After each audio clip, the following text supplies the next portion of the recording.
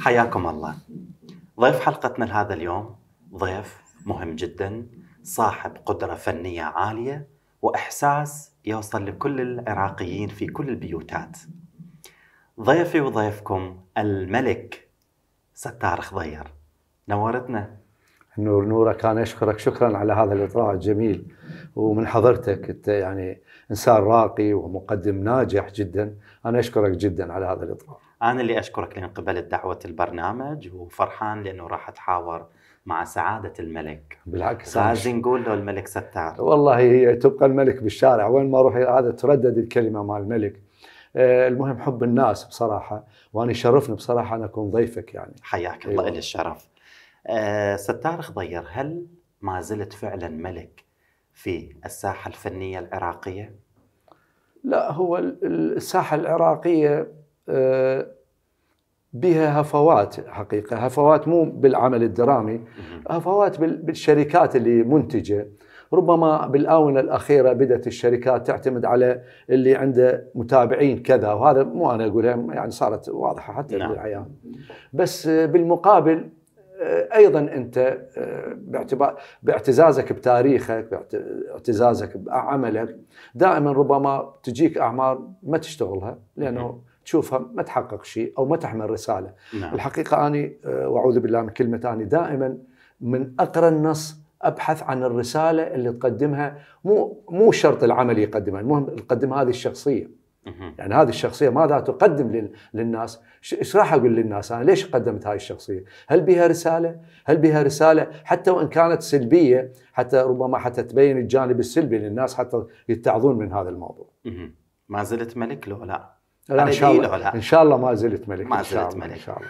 اريد اعرف شلون تم اختيار ستار خضير لبطولة فيلم تاريخي مهم جدا اللي هو الملك غازي. على الرغم أنت كنت يمكن بسن صغير، لكن كنت نجم بالدراما العراقية وتم اختيارك للسينما من قبل الراحل محمد شكري جميل. هذا الاختيار شلون تم اختياره؟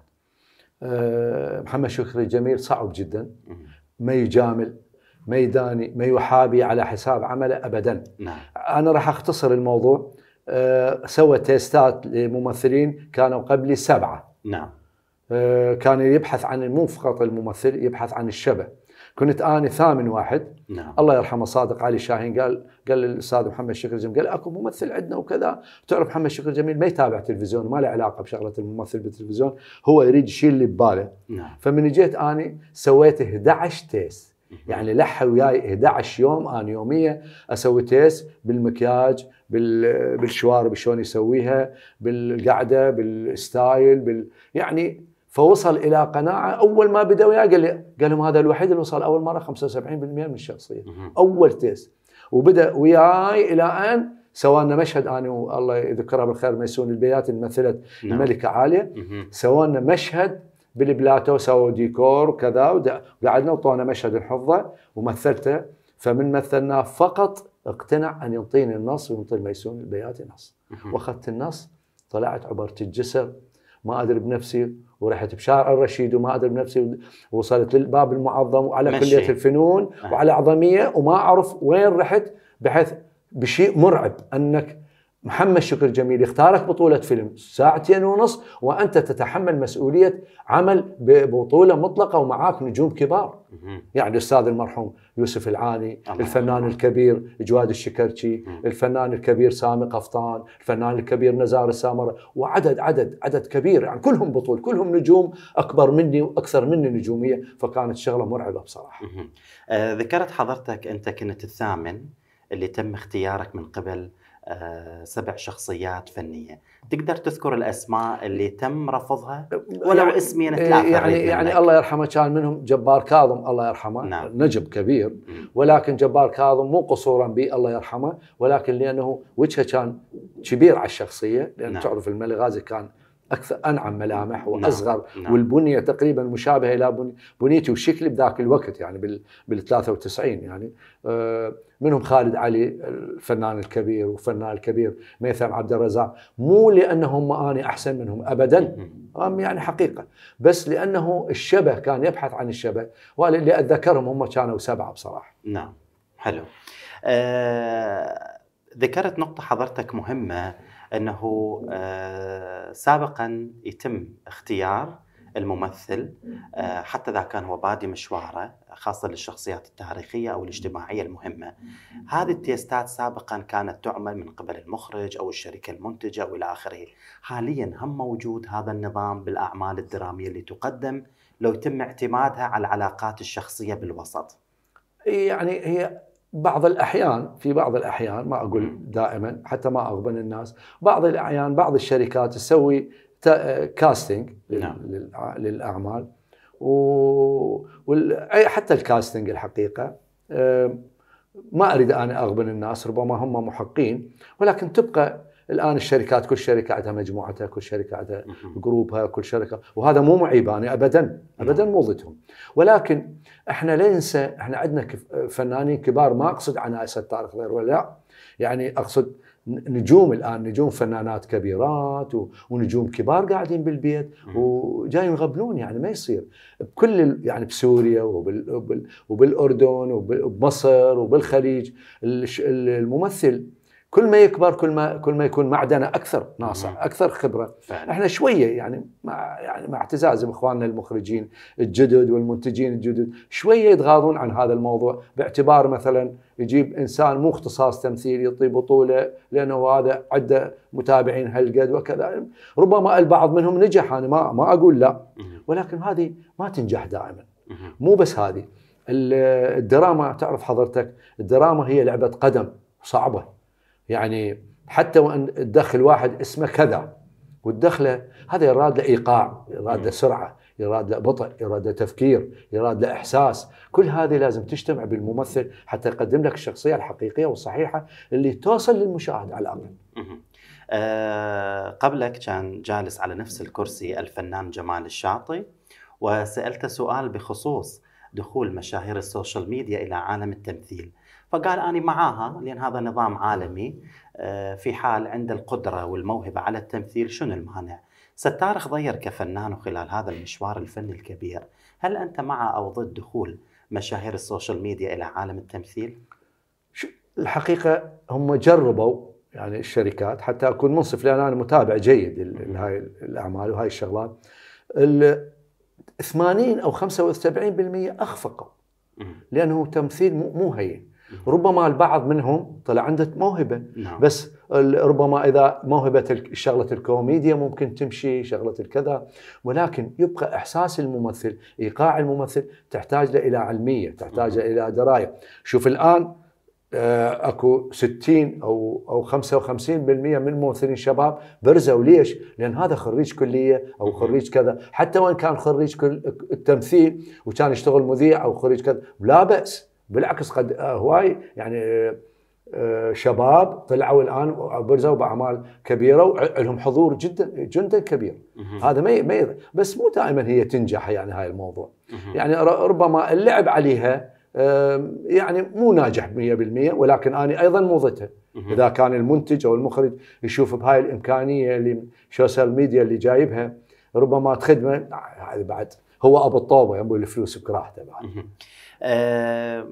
نشوف بالفترة الأخيرة آخر 2 أو 3 سنوات بدينا نشوف الأعمال الدرامية تقدم، وأكو أعمال جيدة وأكو أعمال ممكن هبط مستواها اجتماعيا، لكن لحد الآن دا يصير نوعا ما اعتماد المخرجين أو الشركات الإنتاجية على الوجوه الشابة الجديدة، جيلك أو الجيل اللي قبلك أو اللي بعدك، دا نشوفهم بقلة ظهورهم بالعمل الدرامي. صح، أنا بالعكس أنا من الناس دائما فرحانين لهذا الجيل اللي هسه طلع، كل هاي الأعمال اللي قدموها الشباب.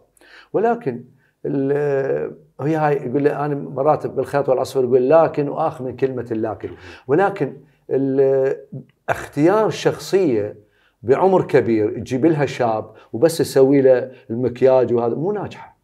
صحيح حقيقة، لا بأس انه يطلع شاب، يطلع شو اسمه، ما ممكن تجيب ستار خضير الان تنطي دور طالب او يعني طالب كلية وتجيب مثلا سين من الناس وتنطي، لا، بس تبقى اكو شخصيات اخرى، شخصية الأب، شخصية العم، شخصية الخال، يعني شخصيات يراد لها عمرها، وهذا ما الآن تمشي عليه الشركات بمصر.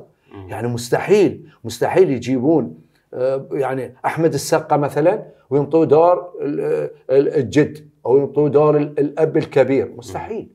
يعني جابوا محمود ياسين في يمكن ما اعرف اتذكر اسمه اخر اعماله ويا احمد السقا بدور الى قيمه، بالعكس رفع العمل ويا احمد السقا. انا اقصد انه صعب انه انت تجيب شاب وتنطيه شخصيه رجل كبير وبالتالي تحتار شلون تمكيجت، وحتى بادائه يعني حتى باحساسه حتى بنظرته حتى بمشاعره حتى كل ملامحه ما راح يقنع المشاهد. وهذا والا احنا بالعكس انا فرح جدا انه اشوف هذا الكم الهائل من الشباب الشابات والشباب اللي الان نجحوا بهذا المجال، مجال التمثيل، وهذا مفرح. واحنا لازم طبعا لازم اكو دماء جديده تستمر، ولا قابل احنا لازم نلزم الموضوع. يعني معقوله اني وفلان من الناس وسين من الناس نبقى مثلا دور الطالب؟ لا مستحيل. لكن يبقى دوركم مهم، والناس دائما تحب تشوفكم على الشاشة، إذا كان جيل قديم أو جيل جديد. ما أستخدم هذه المفردة، لكن أقدر أقول الجمهور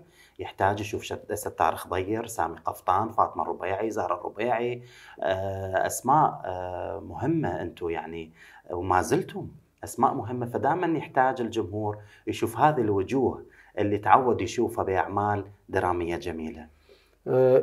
مشاهدة المشاهد مشاهدته الآن اللي عددت هاي الأسماء ينطيه جزء من الاطمئنان أنه يكمل العمل. وهذه الحقيقة مرات تفوت المنتج أو المخرج أو الشركات. يعني من يشوفون فاطمة الربيعي أو من يشوفون ستار خضير أو من يشوفون سين من الناس، زين، من يشوفون بعمل يطمئن أنه هذا العمل برسالة. ليش؟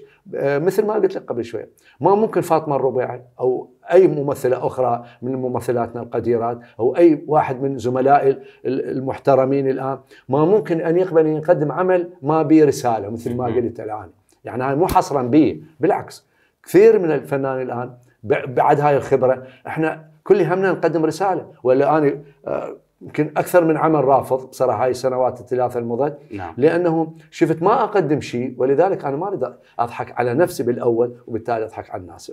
يعني الناس تعاتبك، ما أقول الناس تحبك، وهاي النعمة مستحيل أنت تفكر تفقدها. يعني محبة الناس بالشارع بأي دائرة. هسه أنا أمر بموضوع معين يعني بأي دائرة أدخل أشوف التقدير والاحترام يعني واضح للناس، رغم أنه قليل الأعمال، قليل ما أطلع بالشاشة، ولكن لا زالت الناس تقدرك على الرسالة اللي تقدمها. على هم اللي يسموها الله أدوارك حلوة، أدوارك كلش حلوة، أدوارك حلوة كذا، يقول لك أدوارك وصلتني، مشاعرك هي هذه المهم. حلو.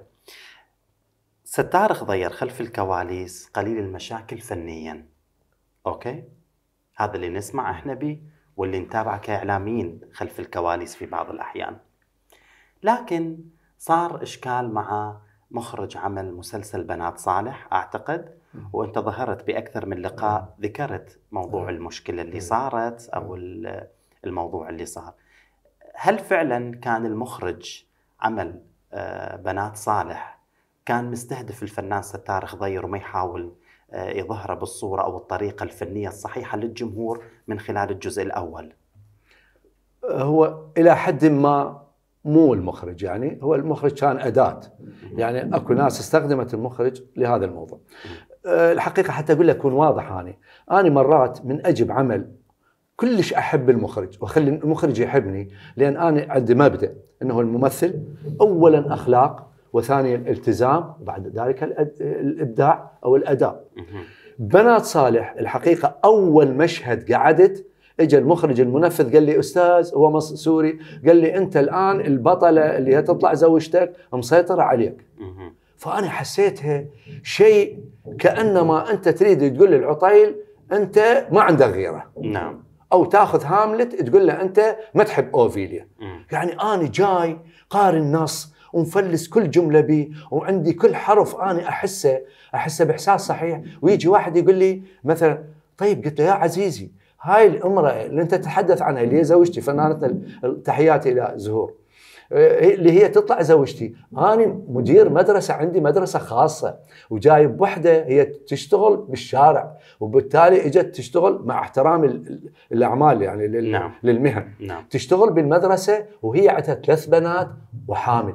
فاني اخذتها وكونتها وقدمت البنات كل هاي الخدمه. معقوله هذا الشيء، هذا هيك شخص يعني هو لا هو مسجل البيت باسمها ونقول اي والله هذه، لا هو مثلا هي جايه من زمن الباشوات يعني مو مقنع الموضوع. فانا ناقشتهم قلت لهم اخوان هذا خطا، وراح تشوفون بالمشاهد الباقيه انتم. بعدين قلت لهم حقيقه، فانا طلعت مني كلمه قلت لهم يبدو لي انتم دا تقرون النص فقط قارينه بالفندق، وهذه ما اثارتهم صحيح حقيقه، لانه اني مخرج يجي يقول لي عكس ما موجود بالساحه. وفعلا اشتغلنا هذا المشهد وورا المشاعر كلها تبدلت، اللي أو يعني طلعت انا الصحيح. بس بالمقابل انا بعد ما ارتاح. تعرف احنا نشتغل بمشاعر واحاسيس، المخرج من يحبك وتحبه. يعني هذا دار المسنين المنسيين يعني من هذا حيدر الشاب اللطيف وحيدر الشامي، شوفه ويا هذا ويا هذا، تدري شو يحسسك؟ يحسسك انت تعمل بشيء من الرقي. يعني مو انت تعمل وكأنه انت عامل وتعال وادخل هنا ماكو هذا. هو العمل الفني عمل احساس، انت تجي اول ما تستهدف احساسي. طبعا منو كان مستهدفك بالعمل؟ يعني خلف الكواليس منو؟ يعني الاخراج، الشركه الانتاجيه، الكادر التمثيلي اللي كان موجود؟ لا يعني منو كان مستهدفك؟ بالعكس استاذ سلام وحسين العجاج قالوا له يا بنت تخاف ما تعرف الرجل ستار هذا عنده خبره وكذا. مو بالعكس، جهه الانتاج كانت كلها وياي والقناه كلها وياي، ولكن هناك ايادي خفيه، شيء من وانا سميتها غيره مرات، حتى ما يخليك تقدم الشيء اللي تريده انت، ما تخليك. بس انا بالعكس كان هذا الموضوع دافع لي اكثر. صح اجى المخرج قام يخلي الكاميرا ومنا وراي، اجى ببعض المشاهد قام يشيل مشاهد، انا ولا اتنفس. ليش؟ لان انا مؤمن انه المخرج سيد العمل، يشيل مشاهد والمريد يخلي الكاميرا، عسى ما يخلي الكاميرا كل المشاهد وراي، ما له علاقه بالموضوع. هاي يمكن في يوم من الايام واحد من الاعمال اخذونا نصور بالبعيثه، وواحد من المخرجين اجى اول ما قعدنا خلى الكاميرا وراي، فكملنا المشهد قال لهم هاي المخرج المنفذ، قال له ادري هو شنو من جايبه. فانا تعلقت على الموضوع، قلت له استاذ انا لو ادازك سترتي هنا مخليها ما اخذ من هذا. فيعني انا هذا اللي اقصده انه العمل الفني احساس. كل ما تقترب انت والمخرج والكاست اللي وياك، لازم اولا انت تحب كل الممثلين داير مدارك. فعلا انا ولا مره بحياتي عندي اي مشكله بالوسط الفني يعني انا دخلت بالسينما والمسرح طلعت تقاعد ما عندي ذره مشكله. سؤالي هنا، يعني بعد هذا المشوار الطويل وهذه الخبره وهذه القاعده الفنيه والجماهيريه اللي سويتها ستار خضير او الاسماء اللي قريبه من حضرتك، لحد الان فعلا اكو ناس تحاربكم بعدم ظهوركم او تكسيركم معنويا ونفسيا او فنيا؟ شوف اقول لك الحقيقه، النفوس الضعيفه موجوده بكل مجالات الحياه وبكل عمر، كل عمر، حتى ولو ان توصل 80 90 سنه يجي واحد 80 90 سنه يخاف تاخذ. وهي هذه طبعا هذه ناتجه عن يعني ضعف ادراك. يعني مرات الانسان يصير عنده ضعف ادراك وعدم احساس بالحياه. الحياه ماشيه، والا لو انت كل الناس اللي وقفوا ضدك موجودين، يعني كثير من الناس احنا بشبابنا وقفوا ضدنا وش قد حاربونا وما رادنا نوصل ما ادري شنو، بس لا اكو اراده اقوى. الاراده الاقوى تكسر كل الحواجز. والحقيقه هذا اللي ما صار بالذات انا بتجربتي بالحياه. يعني مرات تطلع لك انسان حتى بحياتنا العاديه، هسه مرات تشوف لك انسان شوفه شراني هو داخل وياك بحسن نيه، بس بعدين ورا فتره هسه انا بداخل بموضوع ويا ناس يعني داخل بحسن نيه، رأسا فجأة تشوفهم شرانين وعندهم كذا ويريدون يأذوك ويريدون ما ادري شنو، يعني تستغرب. فإذا الحياة بيها، هي الحياة هيك مبنية خير وشر، خير مثل الدراما. فعلا. منو اللي أخذ شهرة أكثر بعمل بنات صالح، ستار خضير لو محمد هاشم؟ كل الشخصيات أخذت، كل الشخصيات. كلكم حلوين، وكلكم أحبكم. بس محمد الرجل لأنه هو الشخصية الرئيسية. نعم. هذا ما ممكن أن تنكر. بس كل واحد بينا زهور أخذت مجال آخر. زين، حتى البنات كل وحدة من البنات كان لها جمهور خاص. تعرف إحنا الناس مو نشوفنا طبقة واحدة أو جنس واحد. يعني أنا مثلا الناس العوائل اللي بيها زوجي الأب كانوا كلش متعاطفين ويا جمال.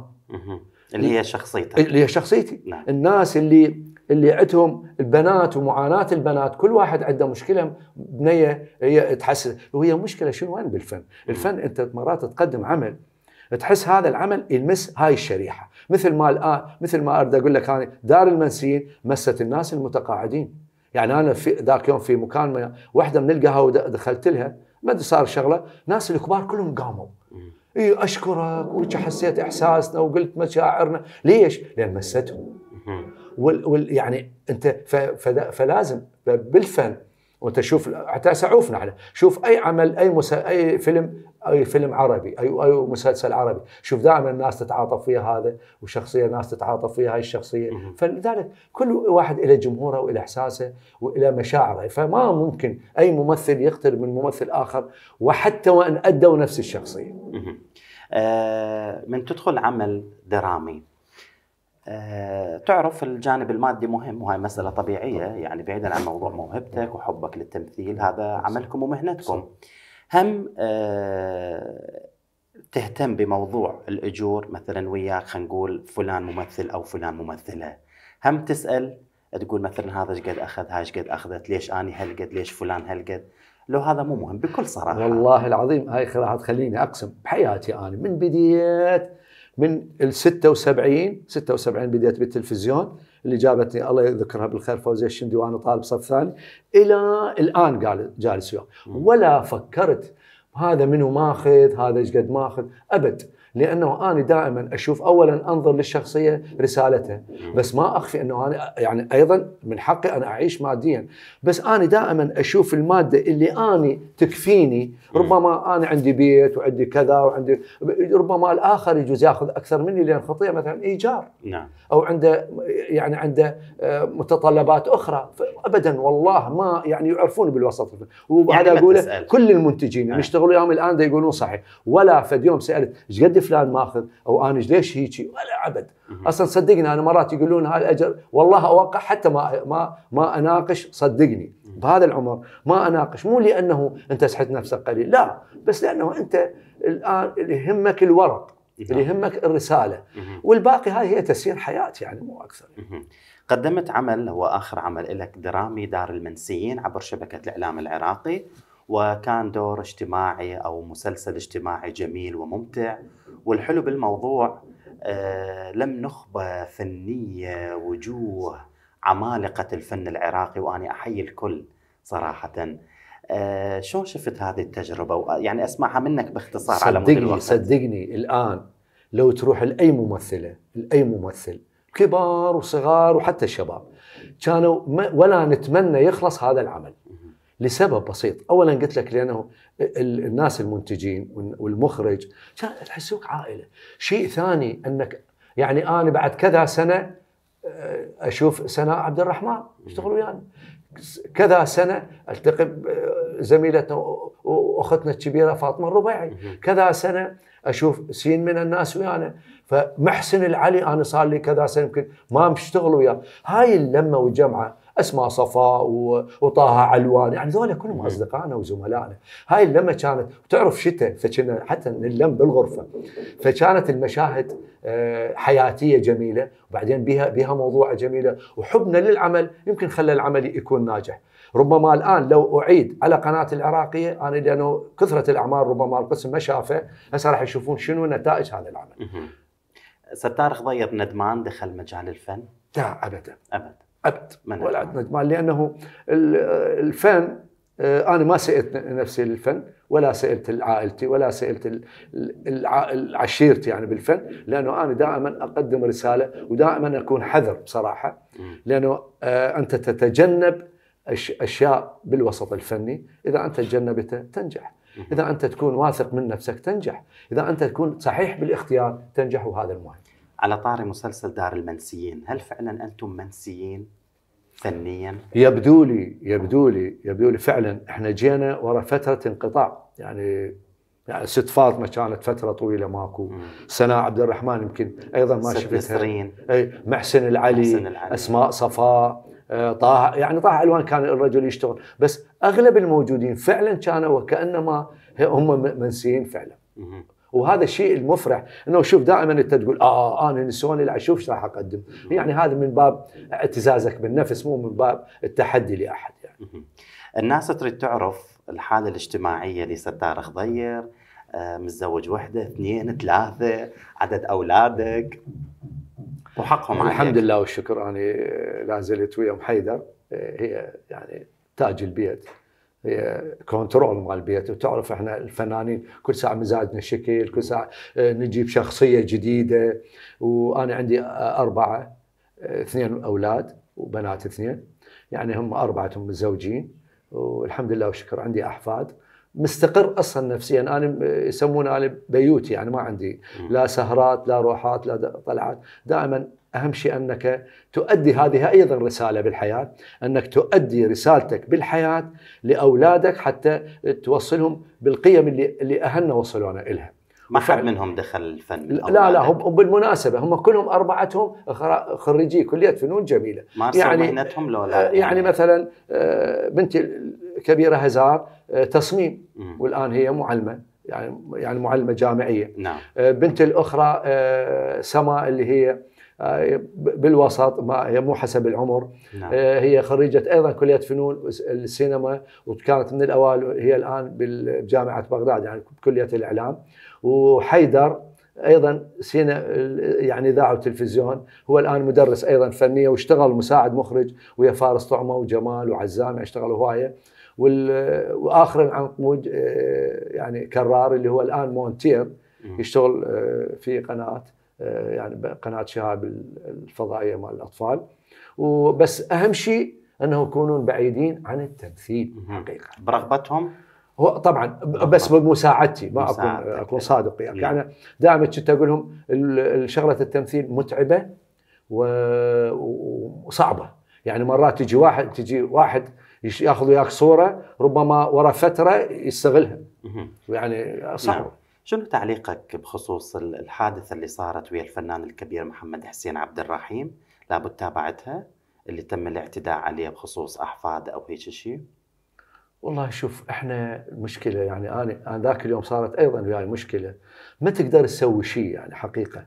يعني أنت كفنان من يصير مشكلة وياك ما تقدر تجاوب عليها، وما تقدر تتجرأ أيضا حتى تدافع عن نفسك أو تدافع عن ابنك أو تدافع عن أحد. ليش؟ لأنه محسوبة عليك. يعني ولذلك احنا دائما المساكين نلزم جانب الصمت، مو لأنه احنا مثلا جبناء وما نريد ندافع، بس لأنه أنت محسوبة عليك. يعني في يوم من الأيام أحد فنانين الكبار صارت له مشكلة ويا واحد، كل ما أروح الشارع السعدون قالوا لي سين من الناس تعارك، اقول لهم ويا من؟ يقولوا لي ويا واحد. فالمشكله انت لانه الضوء عليك ما تقدر تتصرف مثل الاخرين، ولذلك تتحمل وتمشي. ويعني هل فعلا الفن يصعد جي كلاسات وممكن ياخذون شقق بمجمعات سعر الشقه ما يقارب $500,000 اذا مو اكثر؟ لا والله الفن ابد. الفن خيره زين اذا وصل للكيل، يعني 2010 2014. اما هاي الجي كلاس موضوع اخر بصراحه، يعني موضوع مو اني اقول اخر، موضوع الناس كلها الان باتت تعرفه. هاي يعني هذه الشغلات مو يمنا، يعني هذا مو فن، انا ما اسميه فن. ربما الناس يسمون هذا اعلاميه وهذا اعلامي وهذا، انا ما مقتنع بهذا الموضوع. ولا اعلامي، مو كل واحد حضرتك تعرف، مو كل واحد دخل بالوسط الاعلامي هو اعلامي، لا اكيد لا. هذا الموضوع الناس بدت يعني حتى ماكو داعي انا اجاوب عليه، لان هسه الناس كلهم هسه يمكن قبالي يجاوبون على هذا الموضوع. الفن مو قلت لك الفن احنا ما وين اكو فلوس، يعني وين اكو انت يعطوك كذا مبلغ دفتر. انا مرات اضحك غير الصدق والله. انا في يوم من الايام اذا ابي الوقت اكمل لك قصه طبعا. كان عندي فيلم من السينما والمسرح، الاخويا حسن الشاوي حسن الماجد تحياتي له، فدا صور في واحده من الانقاض، اطلع انا دكتور مجنون كذا ماخذين الرساله مالتي فمن الجنون، فقاعد على تله في منطقه مهجوره واكو يمنا قريه، فدا يخلون طين علي والقميص مشقق وما ادري شنو، كل ساعه يجيبون الطين. من شاف هذه المياه الآسنة ومتدمر ما شنو، قلت لك صار عنده احساس انه هذا ايش قد يطوه عليه. فانا اتفقت ويا المدير الانتاج، قلت له ابي هيك راح اقول شغله، قال بس مشي لي اياها. فضحكنا ما شنو، قلت له يا استاذ الله يخليك، يعني هسه والله يعني ما تسوى ذني هاي، هسه مدمريني على مود 4 دفاتر. فالرجال قمز لا اراديا قال لي عمد اعطوني ورقه وانا هسه منها للصبح قبل بالطين بصراحه. فهذه هو ما يعرف انه اني هالعمل السينما والمسرح وكنت انا موظف وشغله رمزيه انا ماخذ عنها لانه يعني يمكن لانه صديقي حسن الماجد اذا اشتغل وياه. فانت الناس فمرات تتصور الفنان فشي. فصدقني هاي الجي كلاس والمدري منو ما ادري شو اسمهم لان احنا بعيدين عنها. هو من يقدر يصعد؟ هاي مو يعني مستحيل. هسه الان انا لو اشتغل 20,000 مسلسله بالشهر الواحد هيك بحيث هيك ما لحق اخذ لانه مستحيل. يعني أجر ترى ابسط اجر بالوطن العربي ابسط اجر ياخذ هو الممثل العراقي. فعلا فعلا.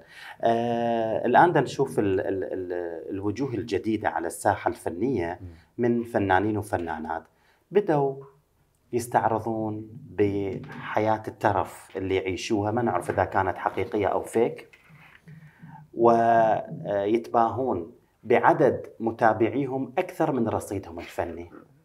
تعليقك لكن باختصار. يعني هو هذه لأن هو التواصل الاجتماعي هو هيك. يعني التواصل الاجتماعي يشجع الشخصيات ما مجهولة بصراحة. الآن ظهرت بالسوشيال ميديا شخصيات مجهولة صار لها قيمة وصار، ولذلك شجع حتى الشباب يسوي فلان شغلة وكذا.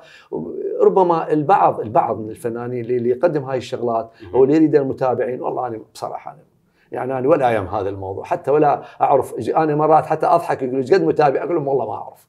يعني ونادر حتى مرات ابني يقول بابا هل قد وصل متابع؟ قلت له بابا والله أنا ما تعني لي شيء، أنا يقول لي جيب لي هسه مسلسل أمثل شخصية حلوة بقيمة فنية أقدم رسالة. هذا اللي يهمني يعني، يهمني الناس اللي بالشارع. يعني أنا من أطلع بالشارع وتيجي الناس تأخذ صور وترحب بيك وتروح المكان من يصير عندك شغلة وشوف الناس شلون تقدرك، يكفي يعني يكفي. وهي بعدين الحياة ما تقاس هكذا.